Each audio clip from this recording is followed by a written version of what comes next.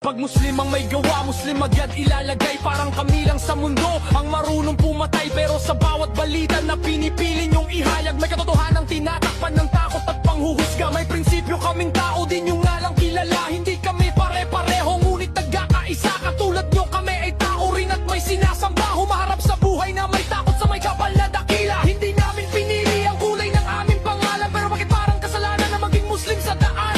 Kung hustisya ang hinahanap, bakit kami ang tinuturo? Kahit wala sa amin ang kamay na may dugo. Hindi lahat ng nakabalita ay totoo, hindi lahat ng nakikita ay buo. Kung gusto mong malaman ang kwento ng Islam, makinig ka muna bago ka humusga ng ganon. Yongong lahat, hindi kami pare-pareho, may puso rin kami at pangarap sa mundo.